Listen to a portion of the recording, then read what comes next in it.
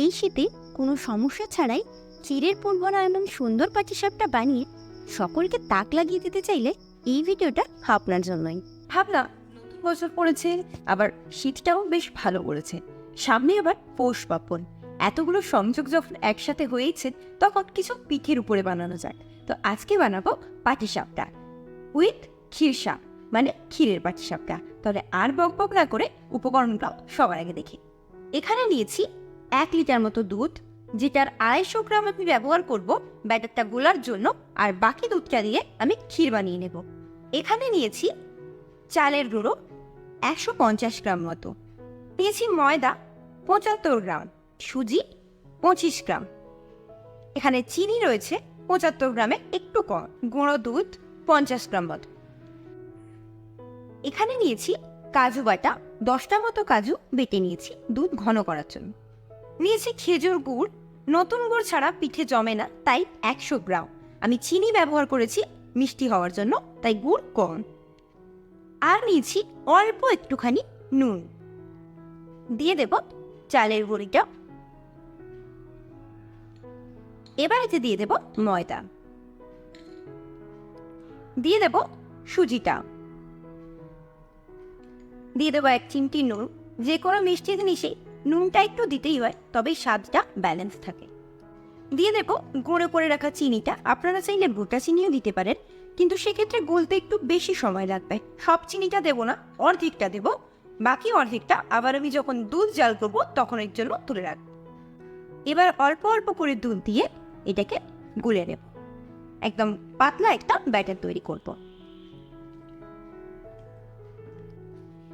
এই রান্নাটাতে চালের গুঁড়ো, ময়দা আর সুজির পরিমাণটা মোটামুটি চালের গুঁড়ো যতটা থাকবে তার অর্ধেকের একটু বেশি বা অর্ধেক পরিমাণ ময়দা থাকবে, আর সুজি থাকবে তার একেবারে 1/4 ভাগ। তাহলেই একদম পারফেক্ট তৈরি হবে। আর এবার দিয়ে দেবো খানিকটা গুড়, পুরোটা দেবো না, অর্ধেকটা পরিমাণে দেবো। অলরেডি চিনি দিয়েই দিয়েছি, আর একটুই দেবো। পরের গুড়টা আবার ক্ষীরের মধ্যে দেওয়া হবে। পৌষের পিঠে পুলিতে আমার কিন্তু এই গুড়ের গন্ধটা খুব ভালো লাগে, তাই আমি যে কোনো কিছুতে এই নতুন গুড়টা দেওয়ার চেষ্টা করি। সারা বছর সবসময় সব জায়গায় তো আবার পাওয়া যায়। এবার এটা গোলা হয়ে গেছে, যেহেতু এতে সুজি আছে, তাই এবার এটাকে আমি 10 থেকে 20 মিনিট রেস্ট করতে রেখে দেবো। আর ততক্ষণ আপনাদের বলি একটা গল্প। বাঙালি হেসেলে পিঠে পুলি যে কবে থেকে হচ্ছে এটা কিন্তু বলা যায় না। আপনারা জানেন? আমার মনে হয় জানেন না। সবাই নিশ্চয়ই সেই কোন ছোটকাল থেকে দেখে আসছেন দিদা, ঠাকুমা, তারপর মা, মাসি পিঠে পুলি বানিয়ে চলেছে। কিন্তু আমরা যতদূর দেখতে পাই, এর আগের একটা ভিডিওতেও বলেছি আর আজকেও বলছি, এটা সেই অষ্টাদশ শতকে যে কবিরা ছিল তাদের বিভিন্ন রচনাতে পিঠে পুলির কথা অনেকবার লেখা আছে। আর আমি যখন রান্নার উপরে কোনো নতুন কিছু শিখি, কোনো গল্প, কোনো ছড়া যতক্ষণ না আপনাদের সাথে শেয়ার করি, আমার শান্তি হয় না। তো আজকে একটা নতুন ছড়া শিখেছি। কবি ঘনরাম রচিত কাব্যগ্রন্থ ধর্মভঙ্গ, তাতে উনি এক জায়গায় লিখেছেন, উড়ি চেলে গুড়ি কুটি সাজাইলো পিঠা, ক্ষীর খণ্ড ছানা নুনি পুর দিয়া মিঠা। আজকে আমাদের এই খাবারেও কিন্তু পুর থাকছে, আর সেটাও আবার ক্ষীরের। তাই জন্য এই ছড়াটাই শেয়ার করলাম আজকে। তো চলুন আবার কানে ফিরে যাই। কড়াতে সবচেয়ে প্রথমে দুধটা ঢেলে দেব। দুধটা কন্টিনিউয়াসলি নাড়াতে হবে যাতে নিচ থেকে না ধরে আর উপরে উঠে না পড়ে যায়। আর এবার এতে চিনি মিশিয়ে দেব। যতটুকু চিনি ব্যাটারটা মেশানো বাকি ছিল ততটা মিশিয়ে দেব। মিষ্টিটা বাকি আপনারা নিজেদের ইচ্ছে মতো একটু অ্যাডজাস্ট করে নেবেন। আমি একটু কম মিষ্টি পছন্দ করি। আর এবার এতে গুঁড়ো দুধটা মিশিয়ে দেব। মেশাতে থাকবো, নাড়তে থাকবো যাতে জ্ঞানা না হয়ে যায়। আপনারা চাইলে গুঁড়ো দুধ নাও দিতে পারেন, কিন্তু গুঁড়ো দুধ দিলে কি হয়, একটু টেস্টও হবে, আবার ক্ষীরটা একটু বেশিও হবে।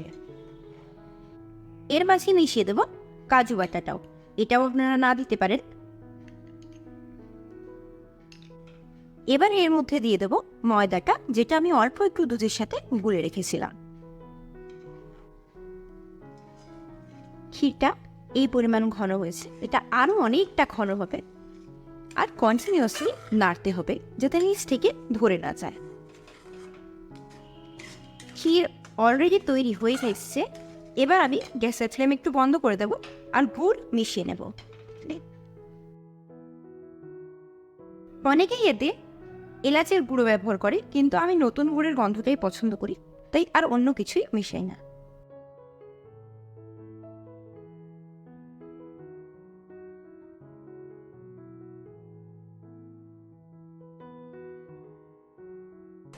তো ক্ষীর আমার এখানে পুরোপুরি রেডি হয়ে গেছে। এটা ঠান্ডা হয়ে গেলে আরও একটু জমে যাবে। এই পর্যায়ে আমি একটু ঘি দিয়ে নেব। অল্প একটু ঘি দেবো, এটা অপশনাল, আপনারা যদি না চান তাহলে স্কিপ করে যাবেন। তো এখানে আমার ক্ষীরটা একদম তৈরি হয়ে গেছে। দিয়ে দেবো 1 চিমটে নুন। যে কোনো মিষ্টি জিনিসে অল্প একটু নুন এর স্বাদটাকে খুব সুন্দর করে। বেশি তো ঘি দেওয়ার প্রয়োজন নেই, অল্প একটু দিলে ফ্লেভারটা ভালো আসে। এবার ক্ষীরটা একটা বাটির মধ্যে নামিয়ে নেব।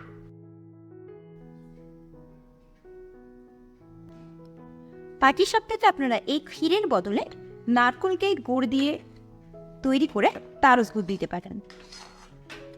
ক্ষীর বানানো রেডি হয়ে গেছে, আর এটাও এতক্ষণ রেস্টে ছিল। এবার পাটিসাপটাটা রেডি করে নেব। ব্যাটারটা একটু ঠিক হয়ে গেছে, আরও একটু দুধ মিশিয়ে নেব।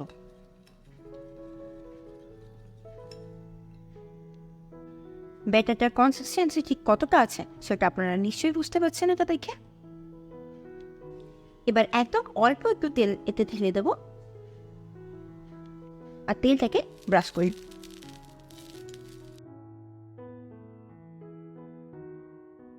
এবার এতে 1 হাতা ব্যাটারটা দিয়ে দেব, আর সেটা একটু এভাবে করে গোল গোল করে ছড়িয়ে দেব।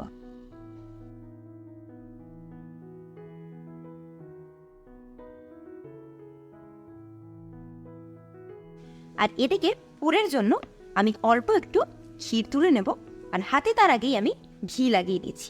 এবার হাতের মধ্যে এটা রেখে দেবো, আর এভাবে করে একটু লম্বা করে নেব। আর এক পাশে দিয়ে দেবো এই পুরটা।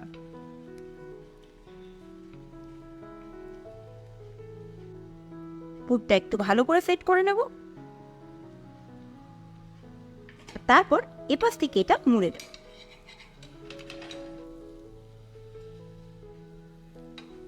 সুন্দর করে আস্তে আস্তে করে মুড়ে দেব।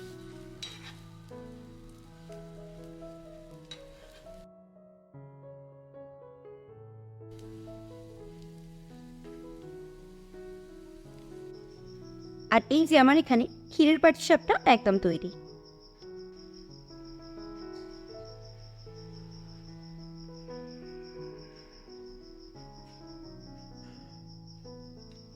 আর আমার তো এখানে পাটিসাপটা রেডি। উপর থেকে সুন্দর করে গুড়ে ভেজা আর ভিতরে সুন্দর ক্ষীরের পুর ভরা। তো খাবারটি তো আর অপেক্ষা করা যায় না, আমি খাবারের জন্য অপেক্ষা করতে পারি বটে। তো হাতে খাবার নিয়ে আর বেশি বক বক নয়, আমি চললাম খেতে। ততক্ষণ আপনারা সাবস্ক্রাইব করে দিন চ্যানেলটাকে, আর যদি লাইক করতে ভুলে যান ওটাও করে দিন। পাশে থাকা বেল আইকনটা প্রেস করে দেবেন, অল নোটিফিকেশনটাও অন করে দেবেন, যাতে নতুন নতুন রেসিপি নিয়ে আপনাদের কাছে চলে আসতে পারে খুব সহজেই। আজ তবে এখানেই থাক, টাটা।